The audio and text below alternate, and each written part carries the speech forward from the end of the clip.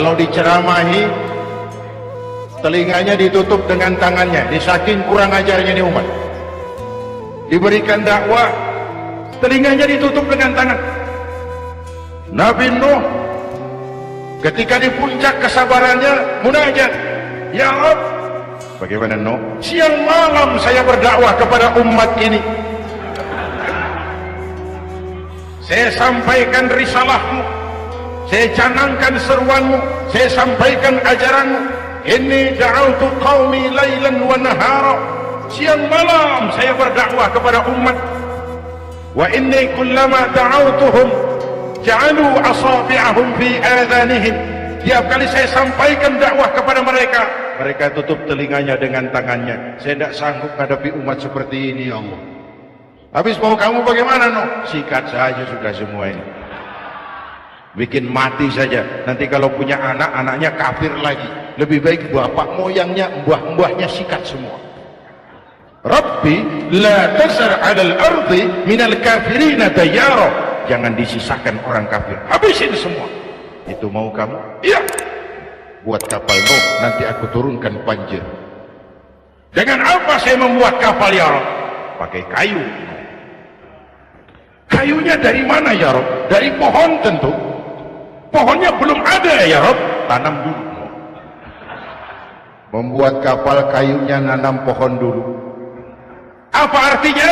Perjuangan bukan simsalabim abracadabra. Perjuangan bukan makan lombok, ini hari dimakan, ini hari pedas. Perjuangan itu proses, ada keringat, ada air mata, ada darah, tempo-tempo nyawa. Itulah perjuangan. Sudah pohon ditebang, buatkan kapal di tengah kampung. Umat unjuk rasa lagi. Nuh makin gila, bikin kapal di tengah kampung, mau belayar kemana? Selesai Nuh, selesai ya Rabb. Naik. Orang-orang yang beriman bersamamu, naik. Binatang serba sepasang, naik. Naik Nuh, naik. Orang beriman, naik. Binatang serba sepasang. Gerimis mulai turun. Setelah kapal semua terisi, Nabi Nuh kontrol. Sudah naik semua? Sudah. Nuh, Mas Bejo, ada? Ada. Bawa painem, naik sudah, masuk. Oke, hei, Kanan anak saya ikut tidak naik kapal. Kami tidak lihat, Nuh. Turun ke bawah. Ada Kanan, kami tidak lihat, Nuh. Naik ke atas buritan. Kelihatan Kanan tidak ikut naik kapal. Kumpul bersama orang kafir di daratan. Inilah potret kehidupan. Kumpul dengan orang-orang kafir. Berapa banyak anak-anak kita tidak mau ikut orang tuanya ke masjid, kumpul dengan orang-orang kafir di tempat maksiat.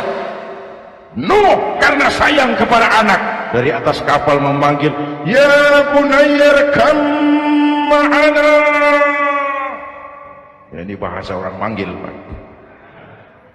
Kanan, kesini nak, naik kapal sama papi. Ini terjemahan bebas. Jawab Kanan di bawah, tidak mau Pak, saya di sini saja. Jangan nak, Allah sedang murka, akan turun banjir. Kalau datang banjir Bapak, sa'awi ila jabalin ya'simuni minal ma', saya akan naik ke gunung tinggi yang bisa menyelamatkan saya dari banjir. Kanan naik ke gunung tinggi, gunung pun tenggelam dihantam banjir. Dalam puncak kepedihan, Nabi Nuh akhirnya sadar, ya Allah, kalau orang kafir tenggelam, memang saya yang minta, tapi Kanan kan anak saya. Nuh, anggap Kanan bukan anakmu. Wa innahu amalun ghairu salih. Nuh sadar, akhirnya bilang, ana urid wa anta turid wallahu fa'alun lima yurid. Aku punya kemauan, kau Kanan punya kemauan, Allah juga punya kemauan. Kemauan Allah lah yang akhirnya jadi kenyataan.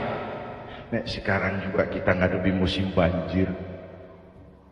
Bukan banjir air saja, banjir peradaban-peradaban yang masuk ke negeri kita.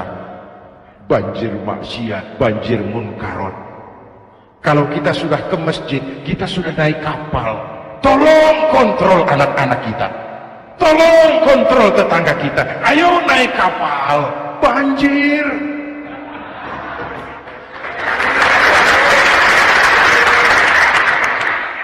Ditutup ayat ini dengan wala'allakum tashkurun, atas hidayah yang diberikan kepada kita bisa melaksanakan ibadah Ramadan, bisa takbiran, dan diakhiri dengan ungkapan tasyakkur dan tafakkur, mensyukuri nikmat.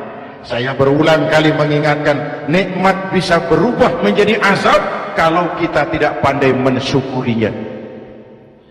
Bayangkan Pak, tahun 87-an kita itu jadi negara yang berswasembada pangan. Beras kita cukup untuk rakyat kita. Sekarang kita jadi pengimpor beras terbesar. Kita beli beras ke Vietnam, kita beli beras ke Thailand, ke negara-negara yang lebih kecil dari kita. Kenapa? Karena sawah kita tanami gedung dan beton. La in syakartum la azidannakum wa la in kafartum inna adzabi lasyadid. Kalau kamu bersyukur, aku tambah nikmat. Kalau kamu ingkar, tidak pandai bersyukur, awas, azabku pedih. Maka ungkapan saya, orang kaya bisa masuk surga karena hartanya, orang kaya bisa masuk neraka juga karena hartanya. Syukur apa tidak syukur? Pejabat bisa masuk surga karena jabatannya, pejabat banyak yang masuk neraka juga karena jabatannya. Syukur apa tidak syukur?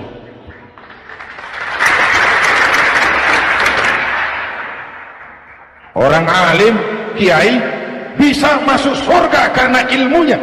Orang alim pun bisa masuk neraka lebih dulu dari penyembah berhala juga karena ilmunya. Syukur apa tidak syukur? Kasih jabatan sebagai pemimpin lalu menyadari sayyidul qaumi khadimuhum. Pemimpin suatu umat adalah pelayan bagi umat itu. Pelayan harus melayani, bukan minta dilayani. Selama ini kita memandang jabatan itu jalan pintas menuju kaya. Jabatan itu artinya kekuasaan dan fasilitas, maka yang lahir rampok-rampok baru.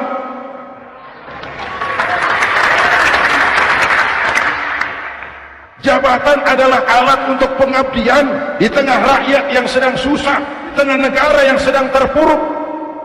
Kita memerlukan pemimpin-pemimpin yang sadar sayyidul qaumi khadimuhum. Pemimpin suatu kaum adalah pelayan bagi kaum itu sendiri.